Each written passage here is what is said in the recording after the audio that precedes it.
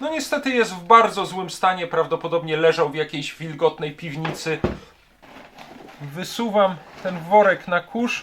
Pierwszy raz od nie wiem ilu dziesięcioleci. Całkiem fajnie zachowana szczotka, nawet jeszcze ten silnik mógłby z nią spokojnie działać.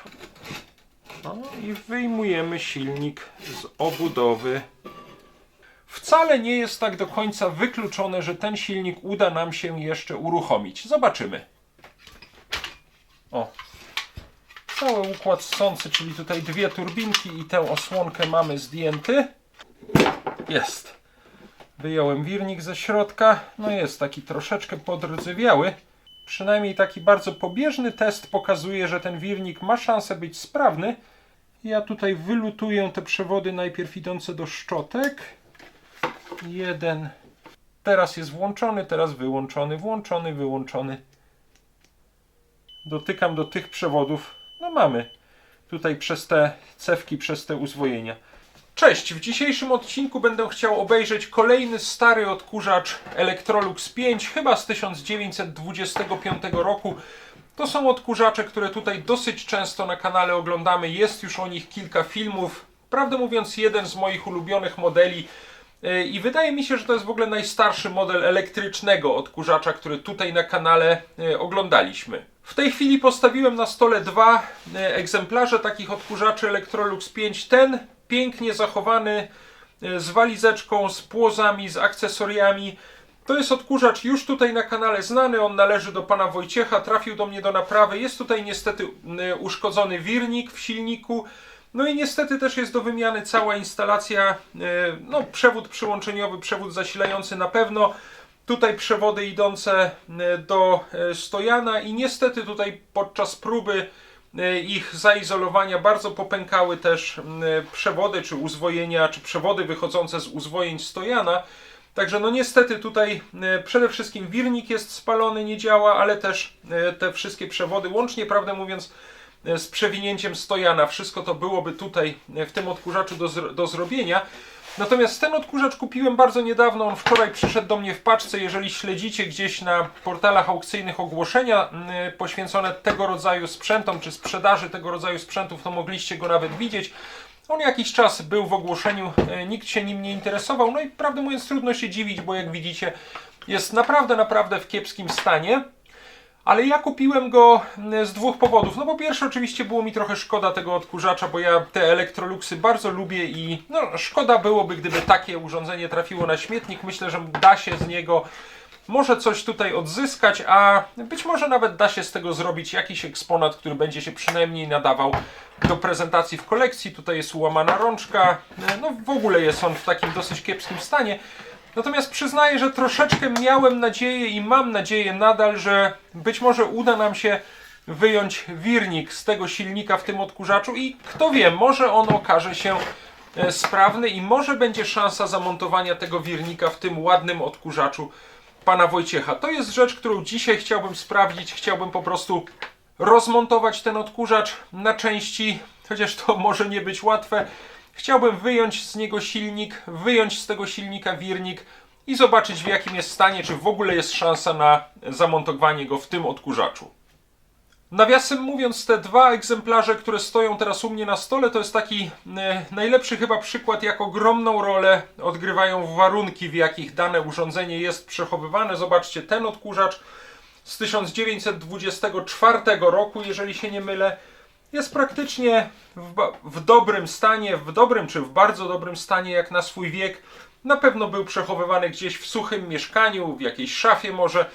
Ten odkurzacz chyba nawet o rok młodszy, bo wydaje mi się, że z 25 roku. No niestety jest w bardzo złym stanie, prawdopodobnie leżał w jakiejś wilgotnej piwnicy, może na jakimś strychu, może w jakimś garażu. No i wszystko to odcisnęło na nim swój ślad. Z drugiej strony ten odkurzacz, który wygląda bardzo ładnie, no niestety jest niesprawny, bo już tutaj cała instalacja elektryczna w tym odkurzaczu kruszy się, jednak wiek zrobił swoje, lata zrobiły swoje. No a ten uszkodzony wirnik, do tego uszkodzenia doszło prawdopodobnie kiedyś podczas pracy tego odkurzacza. Chociaż oglądaliśmy tutaj oczywiście też na kanale bardzo ładnie lub trochę mniej ładnie zachowane odkurzacze Electrolux 5, które w dużej mierze, jeżeli przetrwały do naszych czasów, to w dużej mierze nadal działają. Odkurzacz pana Wojciecha odstawiłem, bo no na razie musimy się zająć tym biedakiem i zobaczyć, czy w ogóle jakiekolwiek elementy z tego odkurzacza posłużą nam do uruchomienia tego ładnie zachowanego Electroluxa 5. Ten Electrolux 5 jest z pewnością najgorzej zachowanym egzemplarzem, jaki do tej pory tutaj na kanale mieliśmy okazję oglądać. Najbardziej nadszarpnięty zębem czasu. Ale mimo wszystko myślę, że coś uda się z nim zrobić. Nie twierdzę, że ten odkurzacz mógłby działać, ale jako taki no, bardzo już zużyty eksponat mógłby jeszcze znaleźć miejsce w kolekcji. Trzeba by wyszukać do niego tutaj ten przedni dekielek, którego niestety nie ma. Trzeba by naprawić tę rączkę. Tutaj ktoś ewidentnie robił, może ja zrobię zbliżenie. O, ktoś ewidentnie starał się zrobić tutaj nowe okładzinki do tej rączki. One są z jakiegoś, nie wiem, tekstolitu czy z czegoś takiego wykonane. Oryginalnie były tutaj bakelitowe, prawdopodobnie z takim wizerunkiem głowy słonia. Widzieliśmy to już kilkakrotnie na starych odkurzaczach Electrolux. Ta aluminiowa rączka jest tutaj pęknięta. Odłamały się też te okładzinki rączki.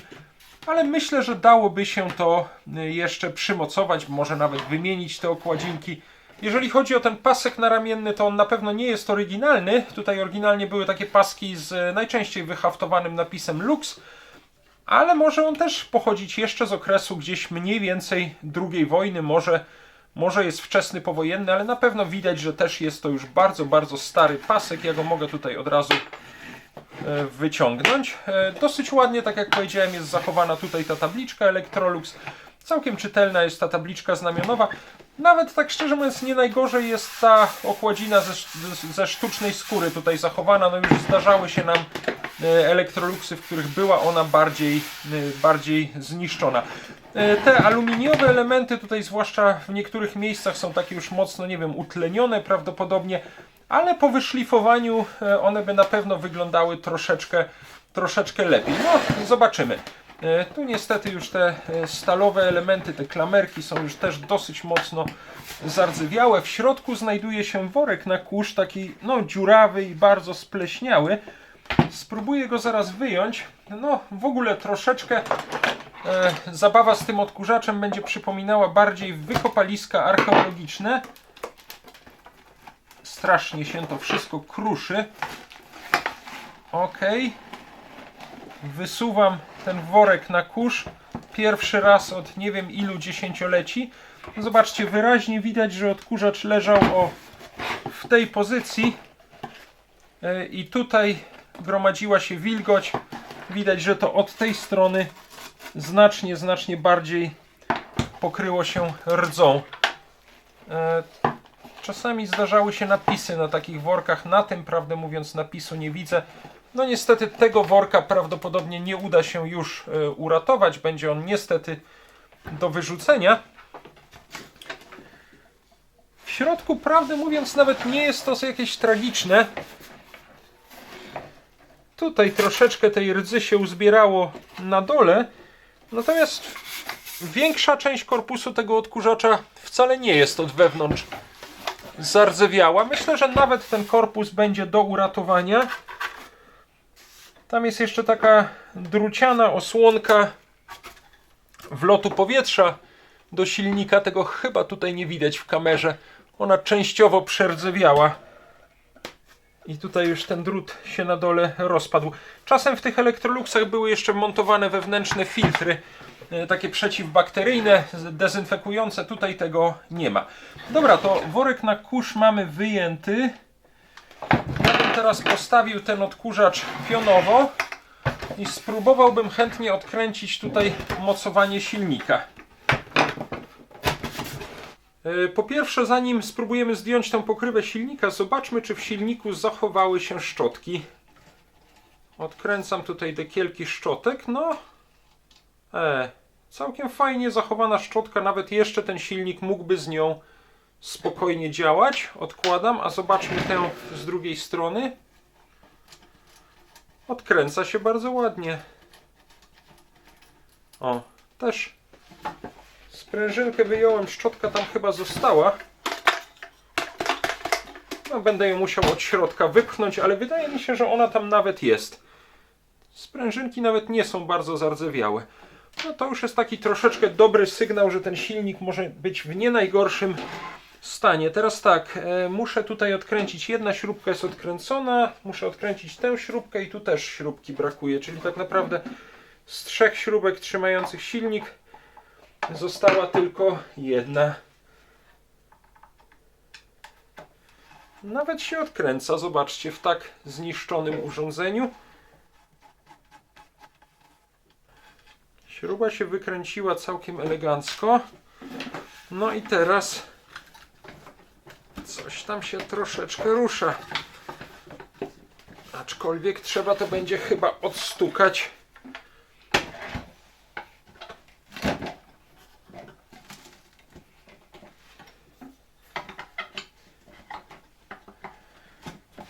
No, wychodzi powolutku.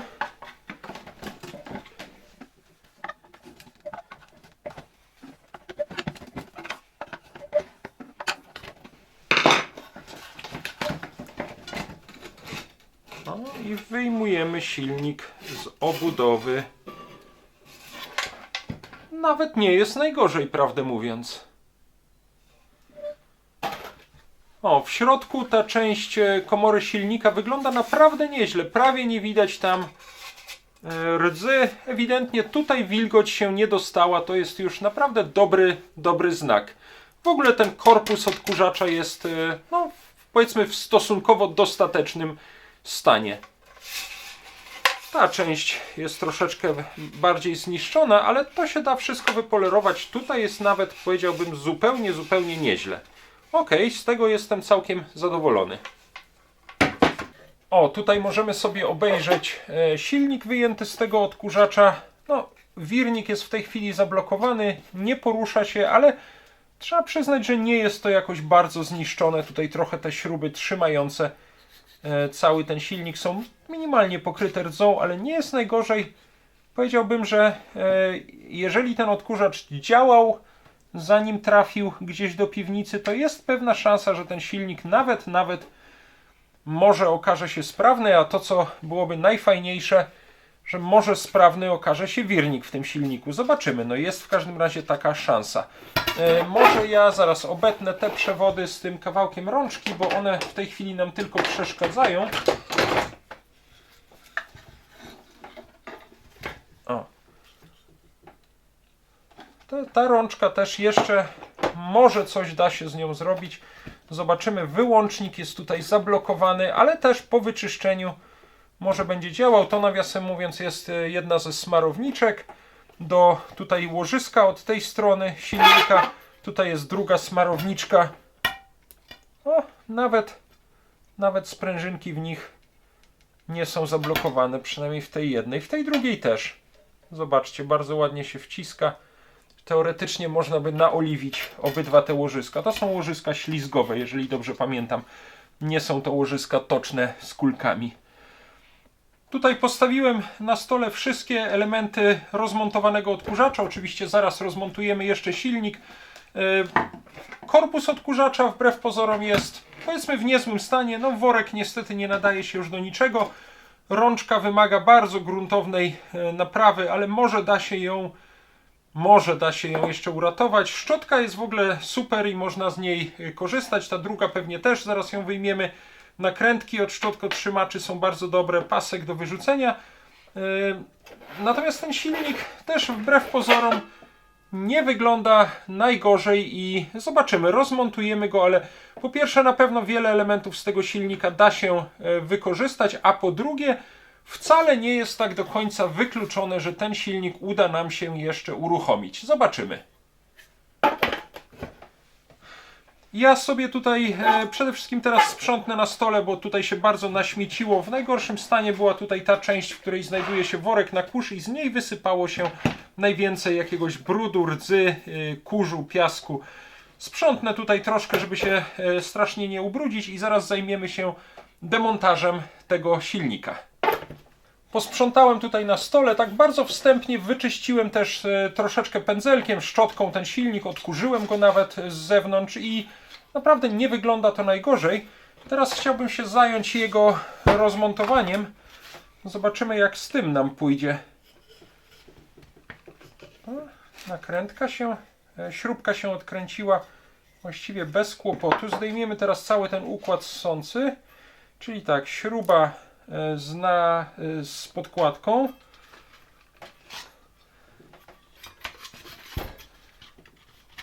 On się tu trzyma na 3 takich jakby sprężynkach. O, cały układ ssący, czyli tutaj 2 turbinki i tę osłonkę mamy zdjęty. Mogę to tu postawić. No tak, wirnik silnika się nie obraca, ale możemy teraz odkręcić te 2 śruby. No zobaczcie, wszystkie śruby się naprawdę bardzo dobrze odkręcają, mimo że odkurzacz ma już 100 lat i no nie wiem, czy kiedykolwiek było przy nim coś robione, czy kiedykolwiek był demontowany. Na pewno nie w ostatnich dziesięcioleciach. Ta śruba też bardzo ładnie się odkręca. Teraz teoretycznie moglibyśmy zdjąć tutaj tę osłonę, zsunąć ją z wirnika, tylko bardzo możliwe, że to łożysko jest tutaj na osi wirnika zablokowane. Trzeba bardzo uważać, żeby tego nie wyciągać na siłę, bo można cały stojan oderwać tutaj od przewodów. No zobaczmy. Nawet chyba schodzi. O. W każdym razie się ruszyło.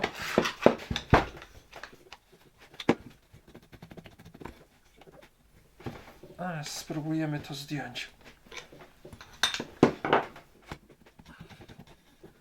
Chyba tak, powolutku, ale wyciągam. Nie jestem w tej chwili pewien, czy tylko tę osłonę, czy cały wirnik ze środka. Trzeba tylko trzymać tutaj za stojan. Wirnik też się chyba rusza. Trzyma go jeszcze to łożysko tutaj tylne.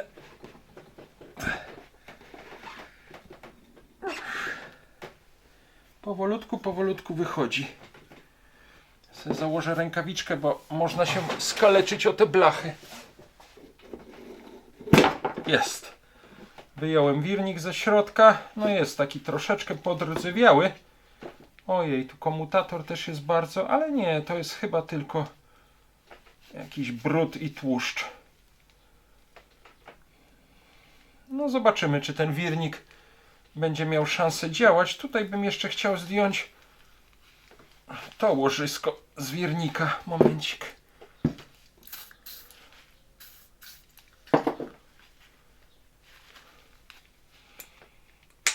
O, wyszedł bardzo ładnie.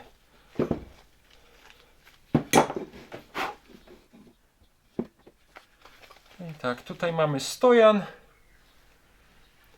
Też to zaraz wszystko wyczyścimy.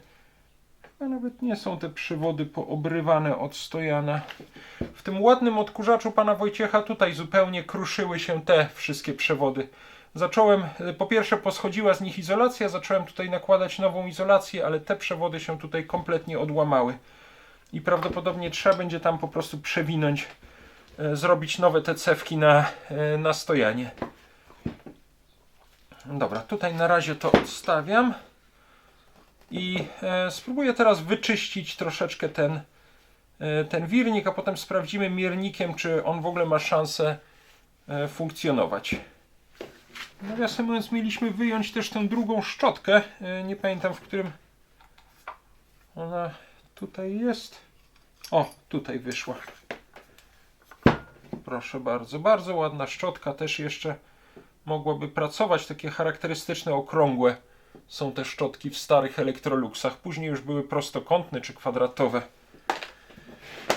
Ten wyłącznik też zaraz, o, mogę ten stojan troszeczkę odsunąć i zaraz odkręcimy też tutaj ten wyłącznik, wyjmiemy go i wyczyścimy.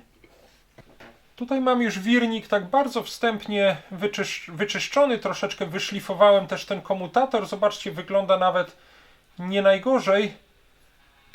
Zrobię taki bardzo, bardzo prowizoryczny, prosty test połączeń tutaj pomiędzy wycinkami tego komutatora. O, i obracam teraz wirnikiem.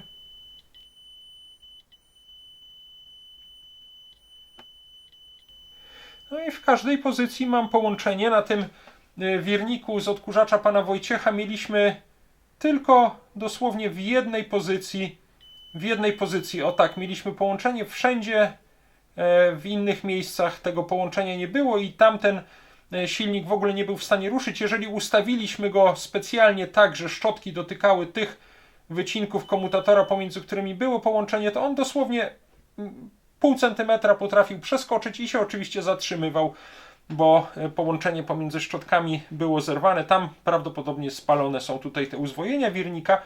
Natomiast w tym przypadku przynajmniej taki bardzo pobieżny test pokazuje, że ten wirnik ma szansę być sprawny, a jeżeli dotknę tutaj do osi wirnika i do komutatora, to tutaj nie powinienem mieć połączenia. I nie mam w żadnej pozycji. Fajnie byłoby ten wirnik sprawdzić na tak zwanej zwarciownicy. Wiem, że taka krakowska spółdzielnia Wspólnota w latach 60. czy 70. takie zwarciownice produkowała. Ja sobie takiego urządzenia szukam, no ale w tej chwili go nie mam.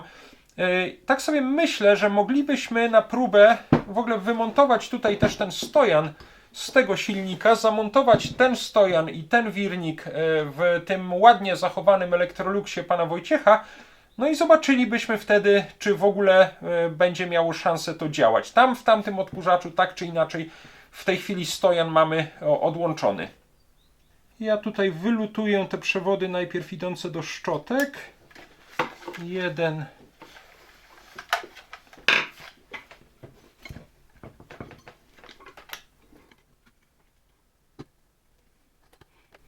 O, i drugi przewód. Śmiesznie, ktoś to w 1925 roku lutował, a ja w 2026 to odłączam.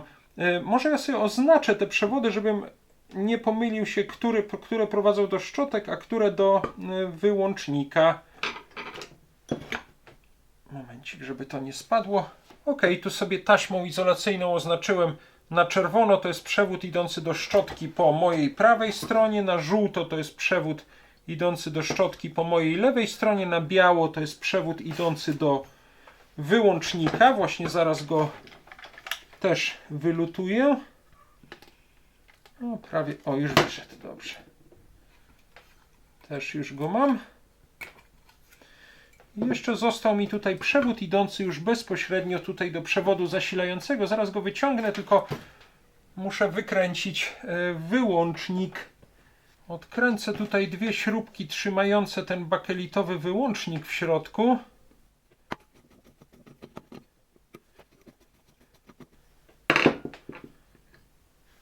Raz, dwa, ale żeby go wyjąć, trzeba by najpierw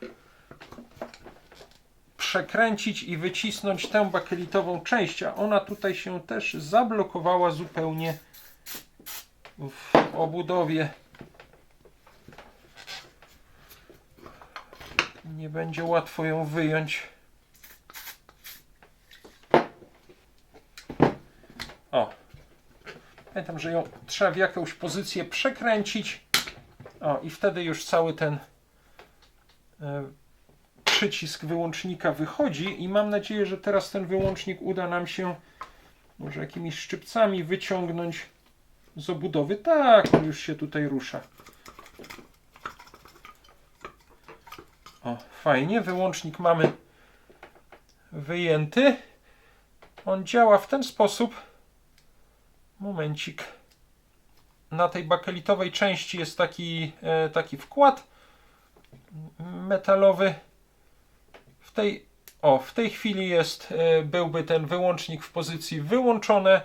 Tutaj te dwa styki nie są ze sobą połączone, natomiast jeżeli go wcisnę, o, tak jak teraz, to te dwa styki za pośrednictwem tego wkładu metalowego w tej bakelitowej części są połączone i obwód jest zamknięty, odkurzacz działa. Teraz jest wyłączony, teraz jest włączony, teraz wyłączony, włączony, wyłączony. Taka malutka część, ale dosyć fajnie działająca. Ten wyłącznik jest sprawny, można by go spokojnie, można by z niego korzystać. Trzeba go troszkę wyczyścić, ale jest sprawny. Oczywiście ten przewód już się tutaj do niczego nie nadaje. O.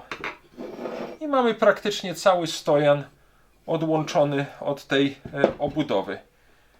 Czyli jeszcze raz, tak jak mówiłem, to jest przewód do szczotki po mojej prawej stronie, kiedy tak trzymam odkurzacz. Ten idzie do wyłącznika, ten idzie do szczotki po lewej stronie, ten idzie już do przewodu zasilającego. No, pytanie oczywiście, czy ten stojan jest, czy uzwojenia w tym stojanie są sprawne, nie są spalone, nie są przerwane. Zaraz to zobaczymy. Połączymy te dwa przewody idące do szczotek i wtedy pomiędzy tymi powinniśmy mieć połączenie na mierniku. No to zobaczmy. Ja te przewody prowadzące do szczotek zahaczyłem o siebie. One powinny być teraz połączone. Normalnie one są za pośrednictwem szczotek, za pośrednictwem komutatora i uzwojeń wirnika też ze sobą połączone. No i teraz tak, tutaj dotykam miernikiem do jednego przewodu, który normalnie jest połączony z przewodem zasilającym i do drugiego, który jest połączony z wyłącznikiem i zobaczcie, wygląda na to, że ten stojan jest sprawny. Jak dotknę tutaj do obudowy stojana, to nie mamy połączenia. Tutaj dotknę, nie mamy. Dotykam do tych przewodów, no mamy. Tutaj przez te cewki, przez te uzwojenia. Czyli wygląda na to, że ten stojan powinien działać. W tym odkurzaczu pana Wojciecha problem jest taki, że tutaj te przewody się strasznie kruszą przy każdym poruszeniu. One odpadają, kruszą się. No przypuszczam, że tutaj też już one są bardzo nadszarpnięte zębem czasu, ale być może jeszcze uda się nam ten stojan zamontować w tamtym odkurzaczu, tylko tutaj niestety no nie ufam już tej izolacji i wolałbym nałożyć przynajmniej takie termokurczki na te przewody, przynajmniej na te wystające tutaj części, no i wtedy połączymy je w tym odkurzaczu pana Wojciecha. Tu mogę na razie to rozłączyć. O ile te przewodziki nam się przy całej tej operacji nie odłamią. Jeżeli się odłamią, także nie będzie do nich dostępu, no to jedynym rozwiązaniem jest od nowa przewinąć tutaj cały ten stojan, co zresztą z tym silnikiem w Electroluxie pana Wojciecha tak czy inaczej będę chciał zrobić. O, wirnik tutaj siedzi, tutaj normalnie są szczotki połączone do tych przewodów. Troszkę zaraz jeszcze ten stojan wyczyścimy i nałożymy tutaj termokurczki, żeby dodatkowo zabezpieczyć tę starą izolację. O, tutaj mam już założone dodatkowo termokurczki na te przewody wychodzące ze stojana, przynajmniej na tych fragmentach, które ewentualnie gdzieś tam mogą dotknąć do metalowych elementów obudowy odkurzacza. Mam oznaczone, które przewody gdzie powinny być połączone. Te dwa do szczotek, ten do przewodu zasilającego, ten do wyłącznika. Wirnik też jest w miarę wyczyszczony. Tutaj jeszcze raz na stole położyłem wszystkie elementy, którymi dzisiaj się zajmowaliśmy. Dalszy plan jest taki, że ja teraz wezmę ten stojan, wezmę ten wirnik i spróbuję je zamontować w odkurzaczu pana Wojciecha. Spróbuję wymienić ten stojan, który tam się znajduje i ten wirnik, który tam się znajduje na te, które wyjęliśmy z tego odkurzacza. Natomiast wszystkie te pozostałe elementy również wyczyszczę, bo one się jeszcze przydadzą. Ja wcale nie rezygnuję z próby ponownego uruchomienia tego odkurzacza. Tutaj też zobaczymy, jeżeli ten stojan tam nie będzie działał, to czy w każdym razie nie uda się go tam z jakiegoś powodu zamontować, to on pójdzie do przewinięcia, wróci do tego odkurzacza i mam nadzieję, że będzie też tutaj funkcjonował. Zobaczymy, jak będzie z tym wirnikiem. Tak naprawdę to z tych wszystkich rzeczy, które dzisiaj oglądaliśmy, do wyrzucenia, czy w każdym razie nie nadający się już do dalszego użycia, jest na pewno ten worek na kurz. No i ten pasek, który jest po pierwsze już zniszczony, po drugie jest nieoryginalny. Ta rączka, zobaczymy, wyczyszczę ją i może nawet spróbuję to aluminium zespawać. Zobaczymy. Natomiast wszystkie inne elementy jak najbardziej są cenne, także bardzo się z tego na pozór bardzo zniszczonego, ale jednak w gruncie rzeczy bardzo przydatnego odkurzacza. Bardzo się cieszę, bo on posłuży albo na części, albo nawet spróbuję zrekonstruować jednak ten odkurzacz, nawet przynajmniej jako taki, przynajmniej na razie nie działający eksponat. Ale teraz zabieram się z tymi dwoma elementami za próbę uruchomienia odkurzacza pana Wojciecha. No nie wiem, nie gwarantuję, zobaczymy, spróbujemy, czy nam się to uda. Jeżeli będzie uszkodzony ten stojan, to czy w każdym razie dojdzie do jego uszkodzenia, na przykład połamania tych przewodów podczas jego montażu, no to nie pozostanie nic innego jak go przewinąć. Jeżeli będzie uszkodzony ten wirnik, no to ja go raczej nie przewinę, ale trzeba będzie szukać kolejnego takiego odkurzacza, może w lepszym stanie, w którym taki wirnik będzie działał, ale jak na razie nie wygląda to najgorzej, więc jest szansa, że to ruszy. Bardzo sam jestem ciekawy, zobaczymy, ale zrobimy to już w oddzielnym odcinku, w którym ten odkurzacz w ogóle odłożę na bok, a przyniosę tutaj jeszcze raz ten Electrolux 5 z 24 roku, ten bardzo ładnie zachowany, ale o dziwo z silnikiem w gorszym stanie, a w każdym razie niesprawnym. Za ten dzisiejszy odcinek bardzo Wam dziękuję i widzimy się już niedługo w dalszej części tych przygód z Electroluxami 5 z lat 1924-1925.